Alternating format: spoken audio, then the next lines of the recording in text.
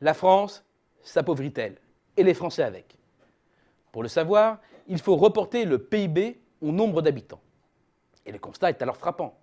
Après une période faste entre 1990 et 2007, avec un PIB par habitant en hausse de 1,5% par an, la récession de 2008-2009 a grippé la machine et la richesse par habitant a flanché. Bilan, fin 2013, le PIB par tête était inférieur de 1,4% à celui de 2007. Mais la France est-elle un cas unique? Pour le savoir, il faut examiner le PIB par habitant en parité de pouvoir d'achat. En clair, on affecte à tous les pays le même système de prix pour des biens de qualité équivalente pour rendre possible la comparaison. Ce qui ne change rien au profil de la courbe, avec toujours ce même décrochage en fin de période. L'allure de la courbe américaine est semblable à deux détails près. Elle est au-dessus et le creux de 2009 a été effacé dès 2012. Passons à l'Allemagne maintenant. La courbe épouse celle de la France jusqu'au milieu des années 2000, pour se séparer ensuite, et l'écart n'a cessé de se creuser depuis. La comparaison avec le Royaume-Uni est encore moins flatteuse, même si la récession de 2008-2009 y a fait plus de dégâts. Par rapport à l'Europe du Sud, composée de l'Italie, de l'Espagne et du Portugal, l'entrée de ces pays dans l'euro puis la violence de la crise a annulé le rattrapage de la décennie précédente. Le panorama d'ensemble renvoie au final l'image d'une France qui se paupérise également vis-à-vis des autres pays. Alors pourquoi un tel décrochage? Il y a d'abord le rôle de la démographie.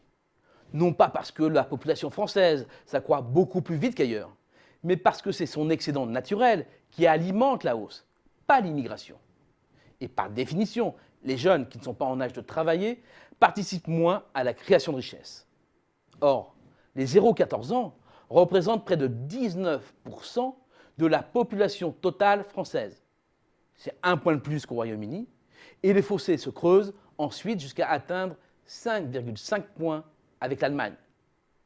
Seconde explication, le taux d'emploi des 15-64 ans est plus faible en France que dans les pays développés du Nord ou de l'Ouest. Cela vient d'un taux de chômage plus élevé, mais aussi des réformes des retraites engagées dans ces pays qui maintiennent les seniors plus longtemps en activité qu'en France.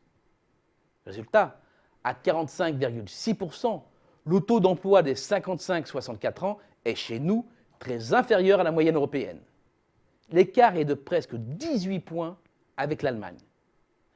Reste le dernier élément, le déclin de la productivité, à la fois parce que le nombre d'heures travaillées a baissé et que la productivité horaire a reculé. Un déclin lié aussi à l'effet collatéral des allègements de charges sur les bas salaires qui a entraîné une multiplication des emplois peu qualifiés à plus faible valeur ajoutée, à plus faible productivité. La France a décroché. C'est une réalité. C'est en partie à cause d'un profil démographique très particulier qui tournera à son avantage d'ici une quinzaine d'années.